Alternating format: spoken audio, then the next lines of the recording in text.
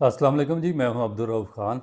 और जैसा कि आप जानते हैं कि जो PSL 9 है, अभी तक लाहौर कलंदर के लिए एक डरावना ख्वाब साबित हुई है। ना सिर्फ उनको पे दर पे शिकस्तें 5 मैचेस में 5 लगातार उनको शिकस्त हुई हैं। उसके बाद जो उनकी बैटिंग है, ना बैटिंग प्रॉपरली फंक्शन है, ना बॉलिंग उनकी काम कर रही है।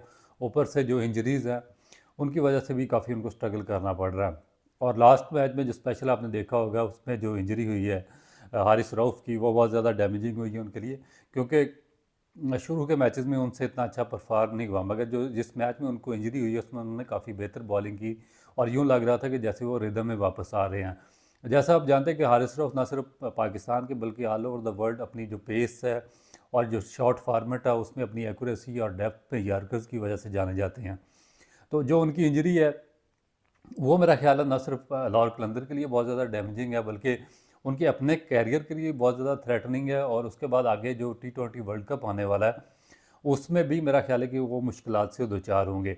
आज हम डिस्कस करेंगे हारिस रऊफ़ की इंजरी की, कि वो उनको क्या इंजरी हुई है कि जिसकी वजह से उनको पाकिस्तान सुपर लीग से भी बाहर होना पड़ा है। बेसिकली जब वो गिरे हैं तो उनका जो शोल्डर है वो नीचे ज़मीन पर लगा, ग्राउंड पे हिट किया और उसके बाद जो डिसलोकेट हो गया। बेसिकली ये जो अ, आपका ये ह्यूमरल ये हेड होता है, ये सर्किट के अंदर ये जुड़ा होता है। और जब आपको कोई एक्सीडेंटली कोई चीज़ लगती है या आप गिरते हैं या बहुत फोर्सफुली आपको कोई झटका वगैरह लगता है तो ये डिसलोकेशन हो जाती है। और 3 टाइप की डिसलोकेशन है ये। बेसिकली अगर आप कोई आम आदमी है तो उसके लिए तो ये इतना ज़्यादा प्रॉब्लम नहीं है कि ये एक तो जब इसको नॉर्मली बिठा दिया जाता है, डॉक्टर के पास जाते हैं और वो उसको सेटल डाउन कर देता है। और उसके बाद जो आपके टिश्यूज़ होते हैं या मसल्स होते हैं या जो छोटा सा कोई हेयर लाइन फ्रैक्चर उसकी वजह से आ जाता है, वो with the passage of the time खुद ही हील हो जाता है और आपको इतनी ज़्यादा तकलीफ़ बर्दाश्त नहीं करनी पड़ती। मगर एक स्पोर्ट्समैन और ख़ासकर फास्ट बॉलर के लिए, जो कि राइट आर्म फास्ट बॉलर हो, उसके लिए ये बहुत ज़्यादा मुश्किलात का बायस बन सकती है ये वाली इंजरी। क्योंकि बेसिकली ये क्योंकि मैं इसलिए इसको अच्छे तरीके से एक्सप्लेन कर रहा हूँ कि मुझे भी ये इंजरी हो चुकी है जब मैं अपनी यंग एज में था। तो ये बेसिकली जो शोल्डर डिसलोकेशन होती है, ये 3 टाइप की होती है। एक एंटीरियर डिसलोकेशन होती है, जो कि आपका ये जो ह्यूमरल हेड है ये बाहर की तरफ आ जाता है और उसके बाद बाहर को स्लिप हो जाता है। उसके बाद ये पोस्टीरियर हो जाती है, पोस्टीरियर डिसलोकेशन बैक साइड पे हो जाता है, या इन्फीरियर जो ऊपर या अंदर की जानिब ये ऊपर को निकल आता है।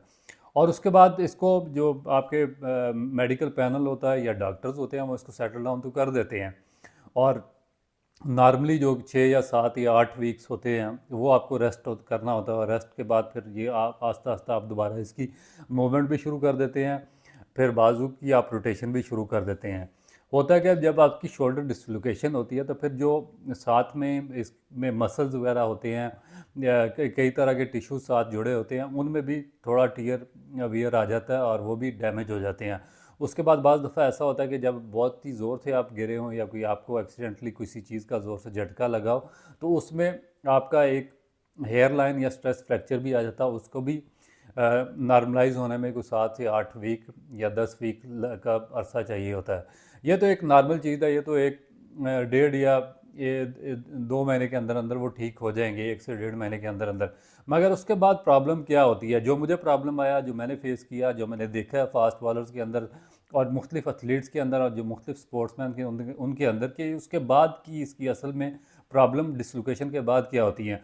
होता है कि अगर आपको ये पोस्टीरियर डिसलोकेशन हो जाए, जो कि आपके बैक साइड पे होता है, तो उसमें फिर आपका ये जब ये नॉर्मल हो जाता है, हील अप हो जाता है, मगर उसके बाद आप बॉलिंग भी कर सकते हैं, आपकी रोटेशन भी होती है, आपकी रेंज ऑफ मोशन भी दोबारा नॉर्मल हो जाती है। मगर उसके बाद जब आप थ्रो करते हैं, थ्रो के लिए आपको बहुत ज़्यादा आपको सेंसिटिव होना पड़ता है। आपने देखा होगा कि जब अक्सर लोग या हम लोग क्रिकेट वगैरह खेलते हैं तो बाज़ दफ़ा बगैर वार्म अप हुए भी थ्रो कर देते हैं। बाज़ दफ़ा जल्दी में आप दायरे में हों या बाहर हों तो अगर बैट्समैन रन्स ले रहे हो और कंपटीशन बहुत सख्त हो तो उसमें भी आपको मुख्तलिफ एंगल से थ्रो करनी पड़ती है। बाद दफ़ा अंडर आर्म करते हैं, बाद दफ़ा साइड आर्म से कर देते हैं, बाद दफ़ा ओवर आर्म से करते हैं। तो उसमें थ्रो करते हुए सही या गलत का आप अंदाज़ा लगाना बहुत ज़्यादा मुश्किल हो जाता है, क्योंकि आपने जल्दी में थ्रो करनी होती है। तो जब ये अल्लाह ताला की तरफ से आपकी हर चीज़ कंप्लीट होती है, आपकी डिसलोकेशन नहीं होती या कोई शोल्डर का प्रॉब्लम नहीं होता, तो जब आप किसी भी एंगल से अगर थ्रो करें तो वो आपका जो मसल्स हैं या जो आपकी ये जो लेगामेंट्स हैं यहाँ पर वो उसको बर्दाश्त कर लेते हैं। मगर जब एक दफ़ा आपको इंजरी हो जाए या इसमें कोई प्रॉब्लम हो जाए तो फिर जैसे ही आपने थोड़ी सी रॉन्ग एक्शन के साथ थ्रो की तो उसके बाद फिर ये दोबारा आपको उसमें सीवियर पेन आ जाती है और बहुत ही मुश्किल हो जाता है सर्वाइव करना। इसी तरह ये जो एंटीरियर जो डिसलोकेशन होती है इसमें भी यही होता है कि आपका जो सामने वाले पट्टे होते हैं ये डैमेज हो जाते हैं। उसमें हील अप होने के बाद भी वो काफ़ी अर्सा तक आपको जब आप थ्रो करते हैं अगर आप प्रॉपर तरीके से थ्रो ना करें तो वो आपके लिए परेशानी का बायस बनते हैं। क्योंकि जब मुझे हुआ था तो मुझे भी यही प्रॉब्लम हुई थी कि जब मेरी डिसलोकेशन तो बिल्कुल ठीक हो गई थी। बेसिकली मुझे ये इसकी एंटीरियर डिसलोकेशन हुई थी और वो काफ़ी हद तक जो इसका टाइम पीरियड होता है 7 या 8 वीक उसके बाद ठीक हो गई थी। मगर प्रॉब्लम क्या हुआ, प्रॉब्लम ये हुआ कि जो मेरी रेंज ऑफ मोशन थी वो कम हो गई। आप पड़े रहते हैं इसी तरह, जब आप 1 डेढ़ महीने तक आप अपना शोल्डर को रोटेट नहीं करते तो आपका ये फ्रोज़न शोल्डर हो जाता है। बाज़ आपके मसल्स होते हैं फ्रोज़न हो जाते हैं, फिर आपकी जो रेंज ऑफ मोशन होती है वो बहुत कम हो जाती है, आपकी जो साइड आर्म मूवमेंट होती है वो कम हो जाती है, आपकी लिफ्टिंग पावर कम हो जाती है, आपकी जो शोल्डर की दोनों जानब जो रोटेशन होती है फ्रंट की तरफ और बैक की जानब वो कम हो जाती हैं। और उसके बाद जब आप ग्राउंड में जाते हैं तो आपको जो थ्रो करते हुए बॉलिंग आप कर लेते हैं, बॉलिंग करते हुए आपको कभी कोई प्रॉब्लम नहीं होगा।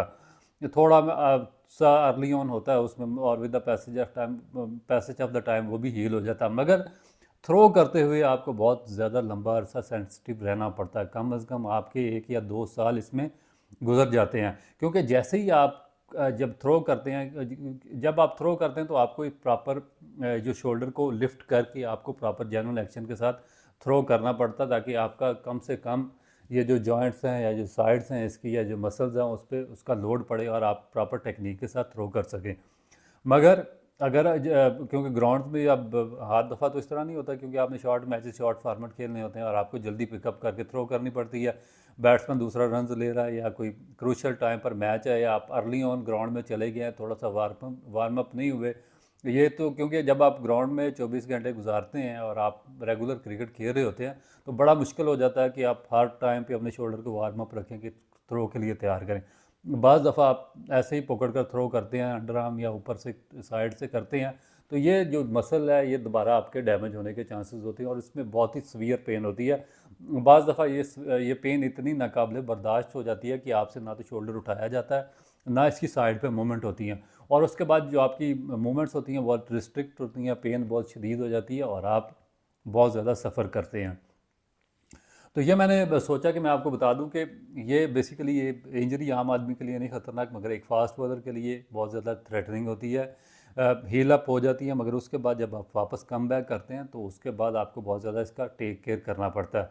तो अब मेरा ख्याल है कि जो हारिस रऊफ़ की अगर डिसलोकेशन हुई है, क्योंकि जो हम या न्यूज़ सुन रहे हैं और जिसकी जो लाहौर कलंदर की मैनेजमेंट की जानिब से या मेडिकल पैनल की जानिब से न्यूज़ आई है कि उसको डिसलोकेशन शोल्डर की हुई है, क्योंकि अभी नहीं पता कि उनको कौन सी एंटीरियर डिसलोकेशन हुई है, पोस्टीरियर या इंफीरियर कौन सी डिसलोकेशन हुई है।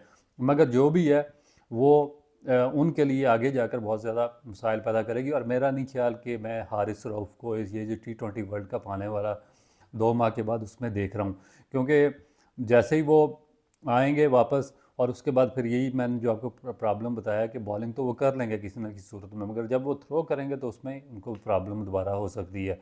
तो हमारी दुआएं उनके साथ है कि क्योंकि पाकिस्तान के मोस्ट प्रीमियर फास्ट बॉलर हैं, पीछे कुछ कंट्रोवर्सीज़ का शिकार है, टेस्ट क्रिकेट उन्होंने नहीं खेली, उसकी वजह से पाकिस्तान क्रिकेट बोर्ड ने उनका सेंट्रल कॉन्ट्रैक्ट भी कैंसिल कर दिया। काफ़ी वो टेंस रहे हैं, इसकी वजह से जो अर्ली पार्ट था ये PSL का उसमें भी उनसे कोई बहुत अच्छी परफॉर्मेंस नहीं हो सकी। दौरा न्यूजीलैंड में भी कोई जो एक्सपेक्टेशन उनसे थी, एक आध मैच में उन्होंने बहुत अच्छी बॉलिंग की है, मगर उसके अलावा जो बाकी मैचेस थे उनमें उनसे वो जो तवक्कुआत थी उन पर वो पूरा नहीं उतर सके। मगर आगे जो वर्ल्ड कप था उसमें पाकिस्तान का जो बॉलिंग यूनिट था उसके मेन वो लीडिंग और फ्रंट लाइन बॉलर थे, क्योंकि आपको पता है कि नसीम शाह भी इंजर्ड हैं और शाहीन अफरीदी भी उस रिदम में नहीं है जिस रिदम में वो पिछले 2 साल पहले बॉलिंग किया करते थे। तो इसमें हारिस रऊफ़ पे बहुत ज़्यादा रिस्पॉन्सिबिलिटीज़ थी। मगर अब मुझे जो लग रहा है कि इस इंजरी के बाद उनका वर्ल्ड कप में जाना, शमूलियत करना और पाकिस्तान के लिए खेलना बहुत ज़्यादा मुश्किल नज़र आ रहा है। तो हमारी दुआएं उनके साथ हैं, अल्लाह ताला उनको जल्द सेहतयाब करे और दोबारा पाकिस्तान की तरफ से खेलते हुए नज़र आएँ। उम्मीद है कि आपको ये व्लॉग पसंद आया होगा। मेरा यूट्यूब चैनल लाइक और सब्सक्राइब करना ना भूलिएगा। इंशाल्लाह एक नए व्लॉग के साथ दोबारा आपकी खिदमत में हाज़िर होंगे।